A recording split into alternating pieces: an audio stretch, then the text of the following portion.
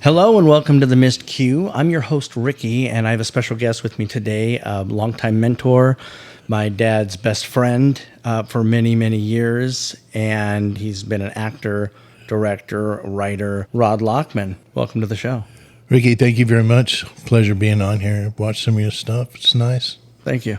Glad to do it. Glad to spew some of this crap out before I forget it. Yeah. What'd you say? No. So before you completely forget everything, I definitely wanted to have some documentation of your thoughts on just the acting process and just kind of. We're going to start though with your history. I know that you've done movies, you've acted on stage, you've directed stage productions, you've written some stage productions. Tell me about where that all began. Your love of just the arts like that. I guess it started in high school. I mean, I was an average kid. It wasn't a beginning love. I mean, when I first started it was something to do. Mm-hmm. It was in a small Wyoming town, and they had a theater department. And when I was a freshman there, they decided to do a couple plays, and I was a smart ass as a freshman, so I fit right in with the acting people and got cast in a few plays, and that's where it started. Then I moved to another city in Wyoming, and they really didn't have the theater department, but they did have speech and stuff, and I got into some speech stuff, humorous interpretation, stuff like that. I won some awards at state doing that. And then I graduated a year early from high school, went to the University of Wyoming, and really hadn't planned on doing anything theatrical-wise, but a friend of mine talked me into going to an audition, and one thing led to another, and auditioned for this silly show called Rosencrantz and Guildenstern Are Dead. It's kind of a parody on Shakespeare. That's where I first met Candy, my first wife. Oh, really? Was in that show, yeah. And did a few shows there. And didn't think much about it. And Candy and I got married. We moved to another small town. Wasn't much to do, so there was people like-minded that wanted to sing and perform and stuff. And I wasn't really a singer. I just wanted to be an actor. But Yeah, same here. The thing that everybody wanted was they wanted to go see a musical. They wanted to go see Oklahoma. They wanted to go see shows like that. And so we ended up finding a lady that was a musical director and another lady that had been playing piano for a million years, and put together a little theatrical group, and probably did 7-8 plays in the banquet room of a Chinese restaurant. In fact, there was one time my piano player, she was about 65, I guess, and we just had cheesy sets and stuff, just boarded off to protect low budget. Back. Yeah. And I remember we had the piano there, and we had some like fake walls behind her, and then somebody had taken it and screwed into a picture on the wall that was screwed into the wall. And anyway, the whole thing fell apart while she was playing. She had all these things on her back and stuff, but just went through. Then one day when I was, we were doing Little Abner, got done with the show, and the Chinese owner said, there's a couple guys who want to talk to you. So I went over to these guys' table, and it was some guys I didn't know, a big, tall Danish dude and a little short, chubby Jewish guy, and like a Pakistani dude. And they told me they liked, I was doing Mary and Sam, the dearly beloved, we are gathered here today, and that big old fat suit on and stuff. I wouldn't need it today, but then I did. And they introduced themselves. One, the Danish guy said that he was, Erwin Yablans was the producer. He'd produced Halloween movies and stuff, and the Pakistani guy was Rennie Harlan, he was just a beginning director at that time, and he ended up doing a cliffhanger movie and Okay. L.A. Nights. He did quite a few. I think he did Bruce Willis Die Hard too. Okay. Anyway, they said they were filming a movie in this town I was from. It had old territorial prison. Mm-hmm. And this Rennie Harlan guy, this old Jewish guy, had a script that calls for this ghost that was electrocuted unfairly, and they had choose this prison as a location. Wouldn't know if I wanted to be involved in it. I said, yeah, whatever, okay. It just kind of shined them on, gave them my number and stuff. But then about 3 months later, they were all set up, and they cast me as one of the guards. Yeah, I remember this movie. Yeah, it's on YouTube. You should watch it, man. Prison. The name is Prison. Yeah, and it had a couple of guys. One guy became very famous. Viggo Mortensen. Viggo. Yeah. You were in the scene. He was taking a shower, man. I got to watch Viggo. Hey, Viggo, what up? He had shorts on. Yeah.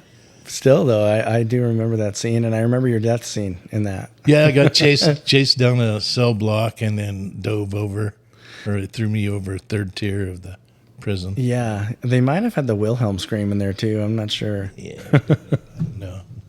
But it was pretty crazy. Made a lot of money. Almost lost my job over it, but oh, wow. It was an adventure. And we were there for a few more years, and then we moved to, I took a buy-off from my job and decided to move to Lake Havasu. And then what year was that? I think it was 92. Mm-hmm. And then Drury Lane was already going by the time you got Drury Lane was well established at that time. Okay. And Kenny and I got involved with a couple shows with them. And for the listeners, that's basically the theater that was around in the 90s, and that was the only place to go see theater besides Drury Grace's Lane is a stuff. place in England that was a theatrical thing, in that sense, the name. And they were always down at the London Bridge Resort and the Convention Center. There again, that was telling. It was tough to do shows down there, but still a lot of fun. They did 3 or 4 or 5 shows. Ended up, since I was new, they go, oh, you want to direct this, direct that, and well, okay. And then Candy left for the summer, took Ashley, went back to Wyoming. I was kind of bored, and I heard about this show they were putting on called Oklahoma with a guy named Kenny Adams. I just got through directing Oklahoma when we moved down. And they had already cast it and everything. I went down there and I said, I introduced myself, and this Kenny Adams was an old codger, man. Old. He was old, but you could tell he knew everything there was to know about anything. And he was nice and quiet, except for when he wanted to give you a vocal note or something, and then he could literally just blow you out of the room. He just had that kind of voice. And he was in the original Oklahoma. I don't know if it was the movie or the Broadway play, but he was in one of those. Okay, I got to look that up. Yeah, Kenny Adams. So anyway, he said, well, you can still be part of the chorus and stuff. And I said, yeah, fine. And it turned out it was the middle of the summer, and there was a lot of people that were missing that would be missing from rehearsals. And it just so happened I knew that show frontwards and backwards, so when somebody was missing, I would just jump in and do their part. And it just freaked this old man out that I could do that, but I just got through doing it. Yeah. I could never do it these days, and had a lot of fun doing that. He did it different. We didn't sing live. We recorded Your own voices? You recorded your own voices? voices, and then you lip sync on stage To yourself. which was a little strange. We did that, and The Sound of Music that way. I did with Kenny. Kept doing Drury Lane stuff, and I can't tell you how many shows I was in. A lot of them I would do a show and just completely forget the next day. Other shows I'll never forget, like One Flew Over the Cuckoo's Nest, or shows like that. The one show your dad was in, Other People's Money. Yeah. That you just don't forget shows like that. But other shows, just in and out, in and out. That was about, I don't know what time that was. It was about the time Grace started At the college? at the college.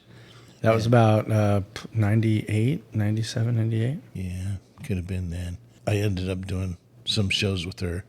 At that point in time, I had some buddies that were all into it.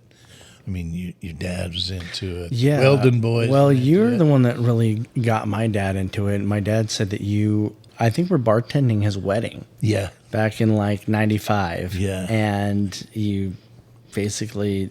I had just talked Drury Lane into doing a musical, and I thought, wow. Damn Yankees. Damn Yankees. And for some reason, your Dad was all karaokeing out, and I needed guys. And I go, dude, you ought to be in the show. Well, I love your dad's that kind of guy that, man, if he can perform, he wants to perform. Yeah. He wants to. He needs that feedback. It feeds him. Yeah. More than it was.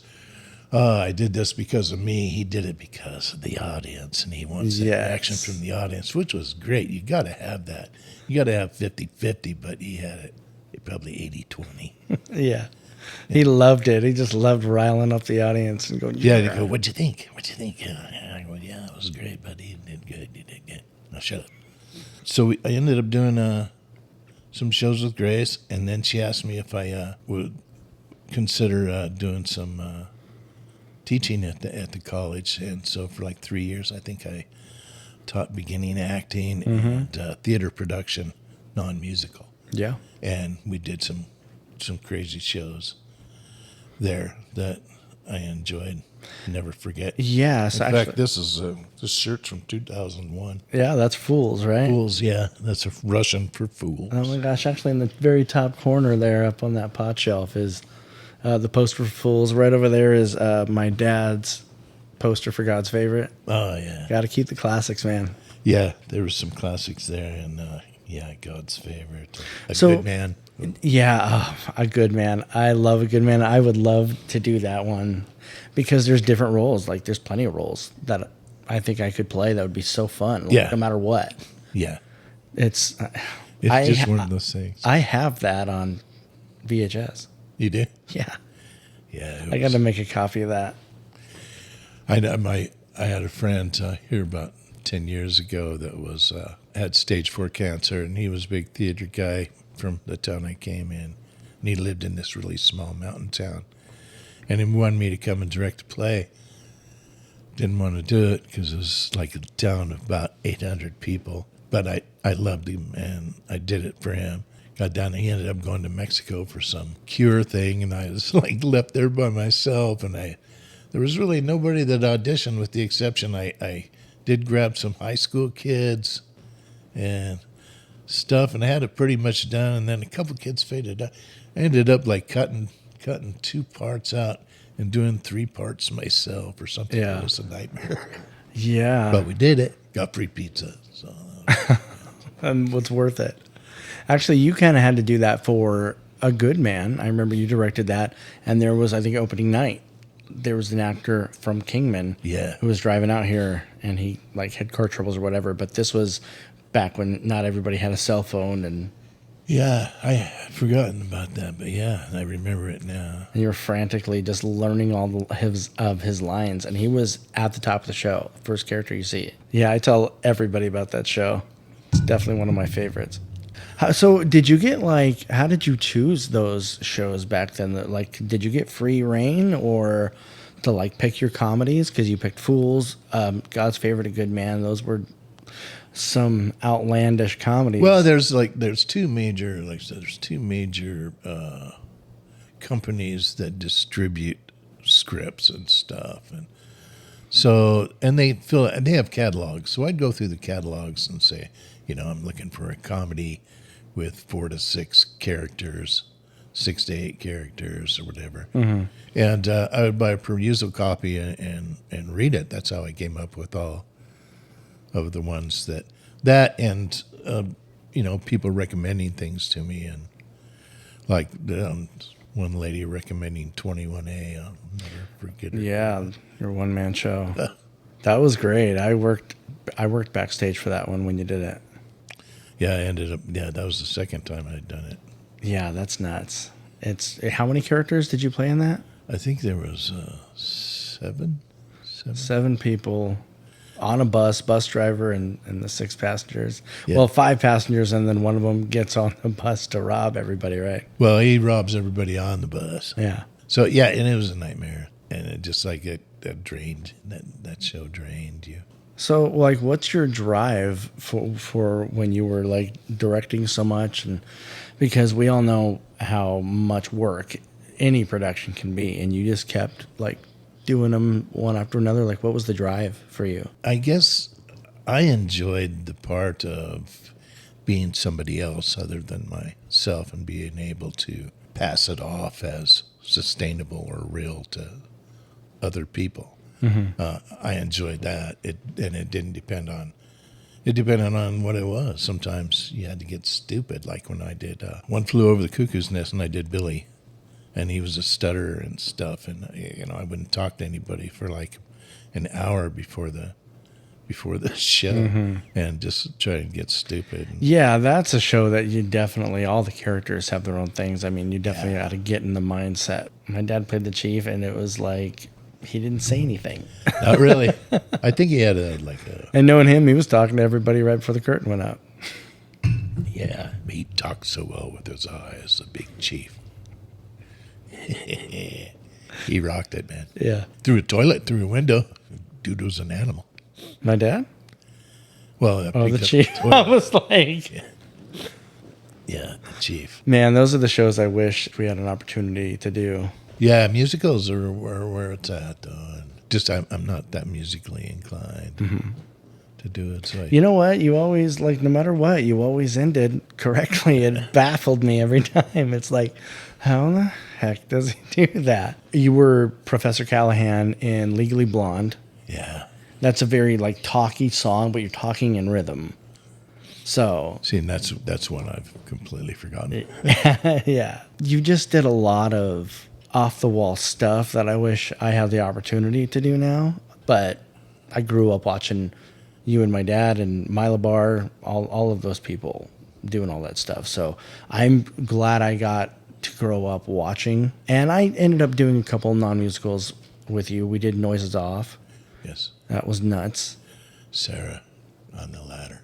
Yeah, that was Jack's favorite show he's ever seen. Hey, Sarah. It was all of her favorite show. Hey, Sarah. Back when you did the Sunshine Boys. Oh, no, see, that was another strange show.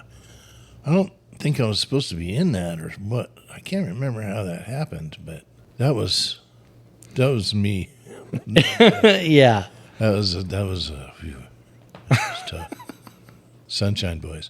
See, I shouldn't forget that one, but I've pretty much forgotten that. I think that's the most relatable one for you now. Yeah, it's I don't know. You just some shows you just know you're gonna have fun, relatable, and other shows I'm gonna beat my way through this and stuff. But it's not good unless you want to have fun, be somebody you're not for a while, entertain people. They come to see you.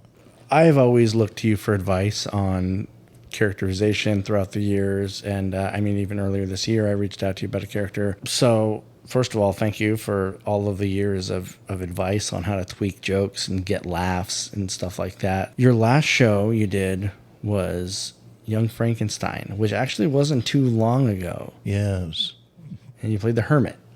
yeah, blind guy. And as an audience member, I was watching going, I feel like Rod's just doing whatever he wants to right now. Because you were in the scene with Bill playing Frankenstein's monster. And it was just you the whole time talking. Yeah, yeah. A lot of physical comedy in there. A lot of ad lib. I did a little back. Gracie told me to back off one night, but you know me.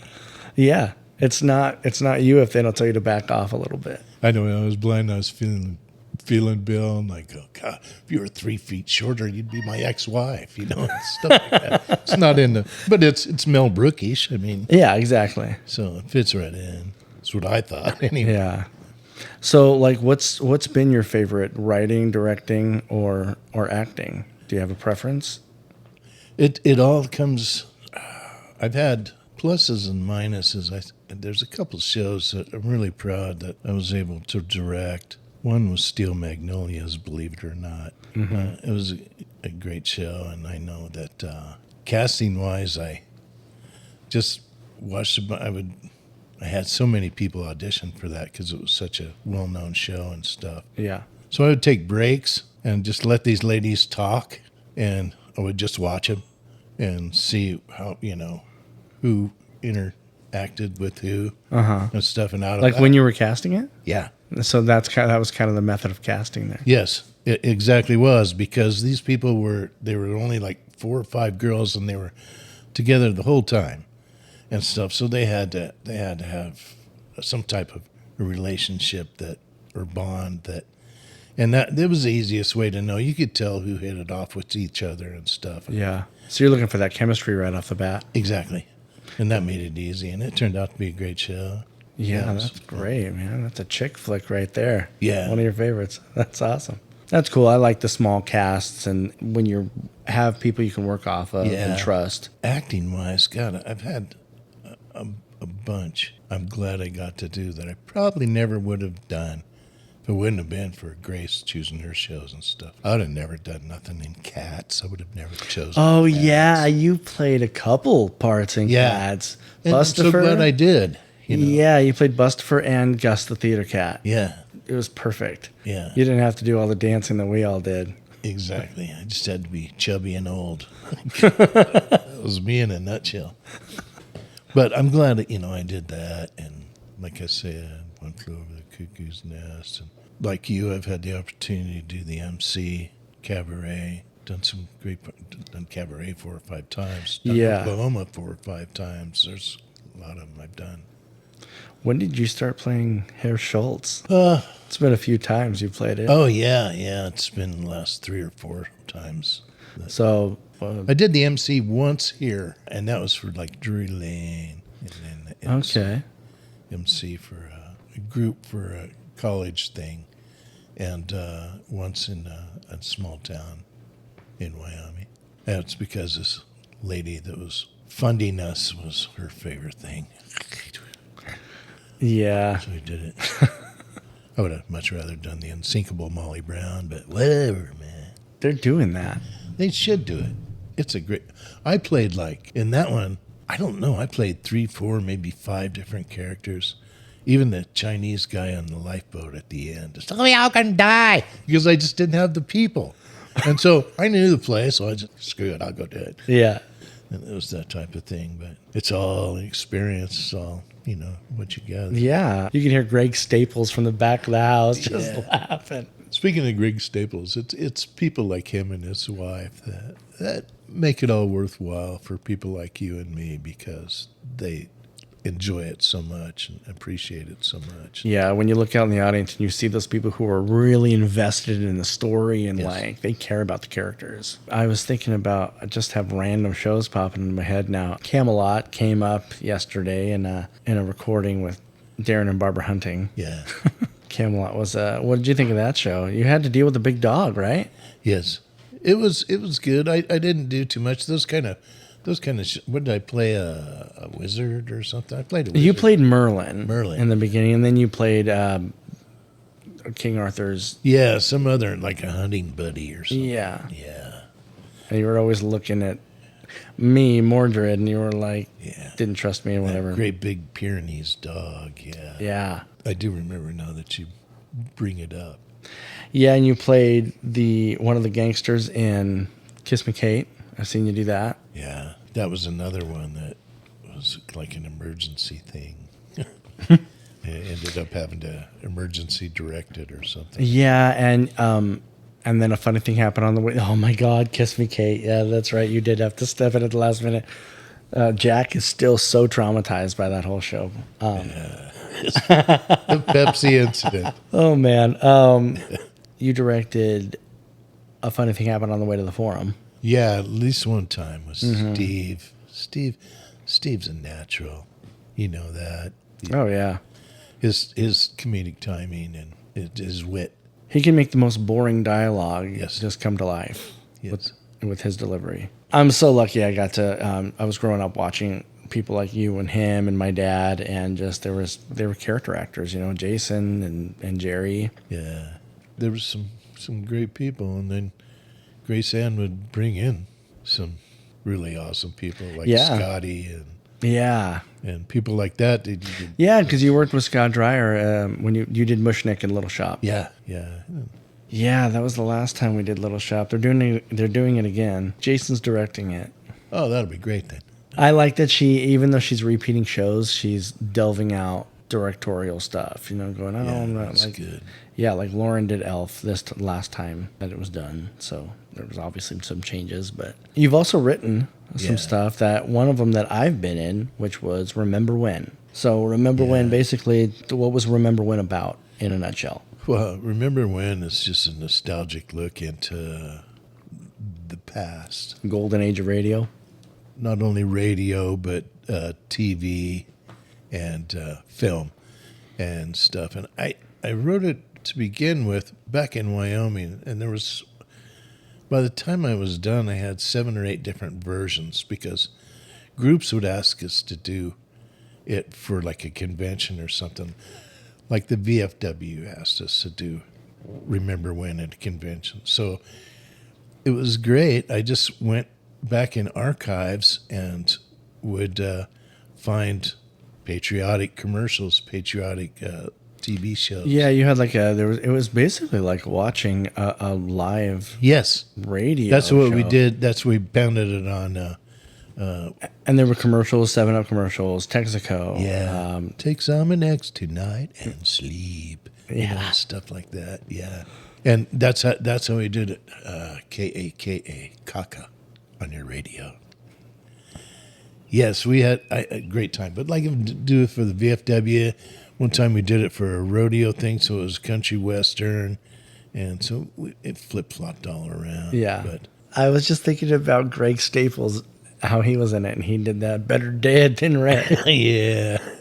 Oh, that was a fun show to do, and I actually was your stage manager for that, and you decided, well, why don't you just stage manage from the stage Right.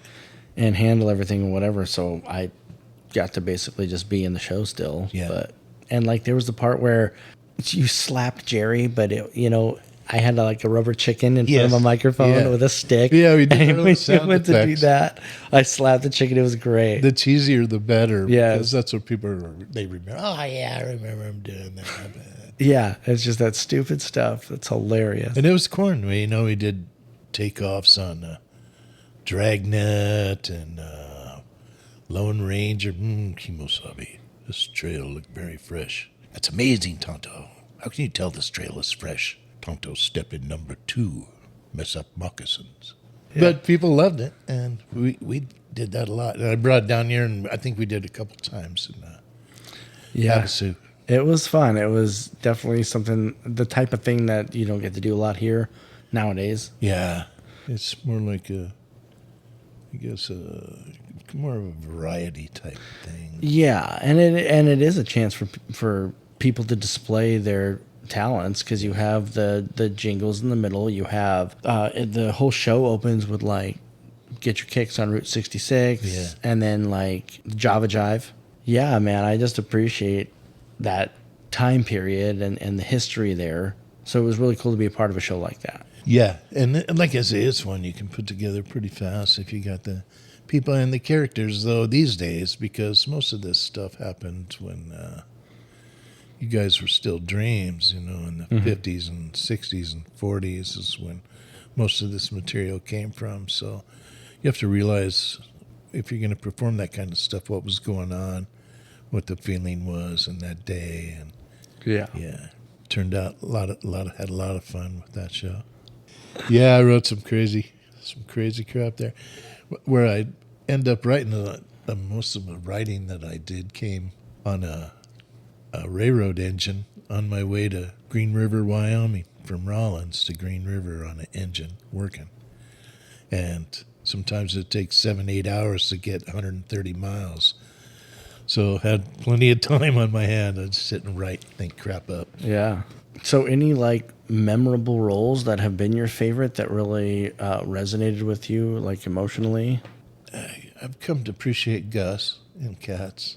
I think most of them I just did for fun. Yeah. Well, and that's the comedy was your strongest suit. Yes. Not that you weren't good at anything else, but that's where you, I think, enjoyed it the most. Yeah. Yeah, it was all about the laugh, the timing aspect of it, trying to get it just right. Yeah, we did Dracula the musical, and there was some physical gags in there, like Dracula coming on and waving his arm, and the flowers just dying. Yeah. stuff. Forgot about that one. That one was fun. Have you ever had any sort of malfunction that you can remember as far as like a costume malfunction? I can think of one, but I'm not sure if you remember. It was during Cabaret. Oh, I remember coming on to say goodbye with my sunglasses on. Yes, and you're like, and I think Lauren like Lauren, oh, don't worry about it. came on with Ray-Bans on. Herr Schultz just rocking Ray-Bans. Yeah. That was great. Yeah, that one was crazy. No, I remember people not showing up and stuff. I can remember dress rehearsal when this one kid decided he was going to go to a rock concert in Phoenix instead of dress rehearsal and stuff. Oh yeah, so like you must have just dealt with a lot of PETAs as a director. Yeah. Most of it was a lot of fun, but other times, it was just crazy. Just crazy. Back in the day, when you guys were just kids and Chase was just kid, I used to drag him with me, and he would hang out and learn everybody's lines. In fact, I used Chase to threaten a couple people. I said, because he would sit there in the front, and I didn't even know he was paying attention. Just sit there in front of the stage. And this guy would screw up, and Chase would rap off his line to him. Now, I actually threatened him. I said, man, if you don't get it together, I'll take this 6-year-old kid Yeah. and replace you. It's just stupid. People are great when they know they've got a common goal to do and put on a show, tell a story. I think that's the best part, is just telling a story and letting people forget about their problems. We get to forget about ours for a while. Exactly. Everybody takes a little break. Takes a little break. Yeah, Dracula, that was cool. You had you were stuck on the whole bat flying out of that door. Yeah. That's such a cool effect. Had to have that bat flying out of the door. Yeah. You know what? And I think that's the sort of stuff that Mylar still remembers his song, that tippy tippy tap of love. Oh gosh, what a And the blood gushing up. yeah! I had a squirt bottle lying in the coffin there, and I was all Yeah. just so cheesy. I love that though. Jesus. And there, with the set, it was like there was escapes back there, so the flash pot went off, and I ducked out, and then this rubber bat just comes flying out and out the door.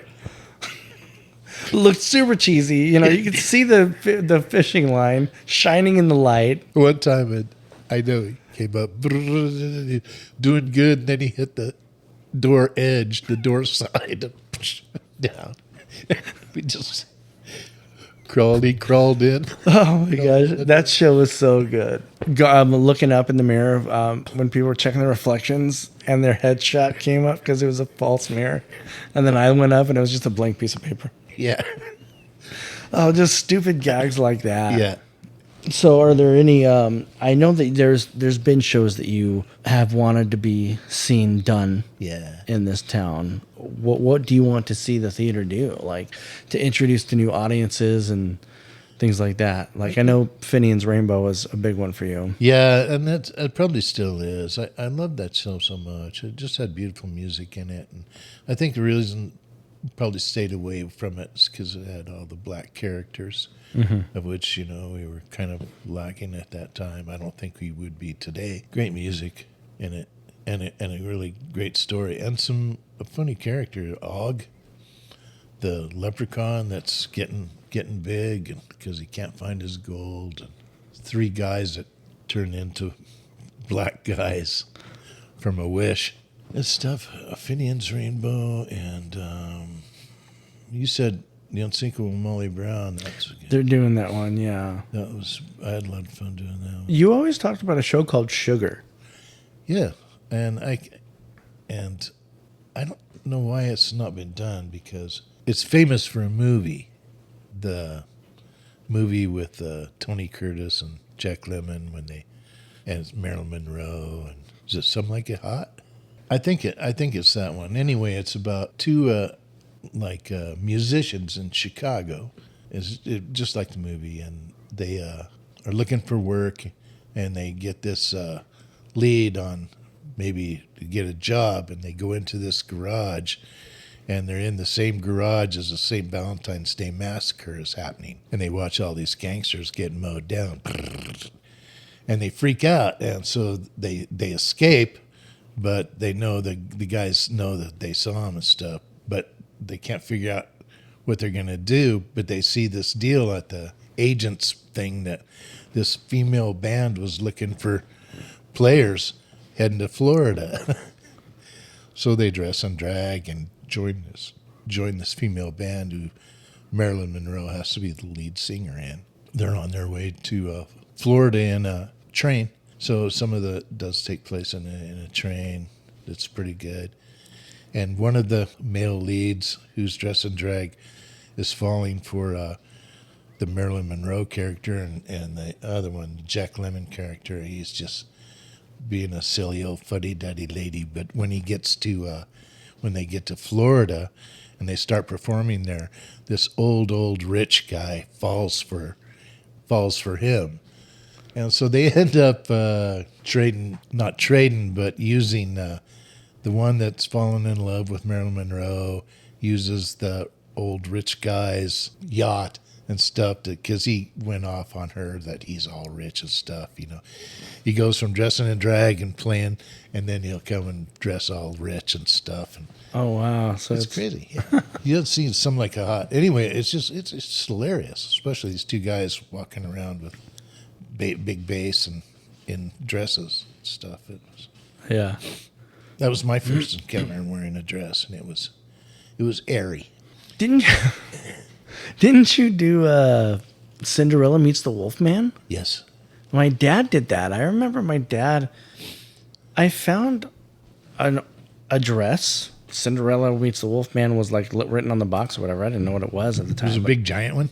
It was a big bra. It was a big dress. Yeah, I think that was all your dad's. Yeah. And I'm like, what is this? He's like, oh, that's my costume. Yeah.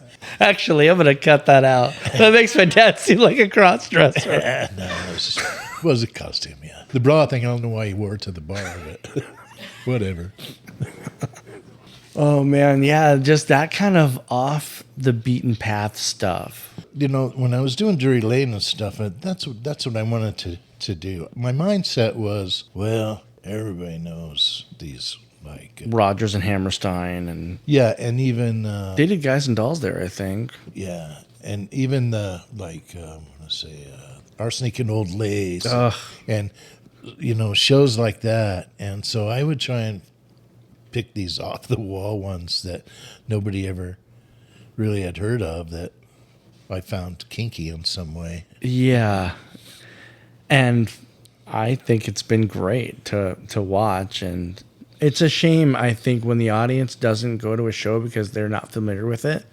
But it turns out to be one of the funniest shows you've seen, you know. But because they don't know it, they don't want to go to it. Or maybe they won't sell, the tickets won't sell well, so they're not going to try to... 21A was like that. I got some emails from 21A that were like, big question mark. You know, I really didn't know what was going on. And then I went back the second time, and it was...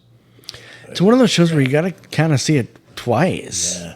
It's really, the concept is cool. I've always wanted to do a one-man show. You got problems, pal. I love some of the voices I did. Man. Yeah, because when I read the script, and, you know, of course, as you're reading, and you basically told me ahead of time, like, this is what it is.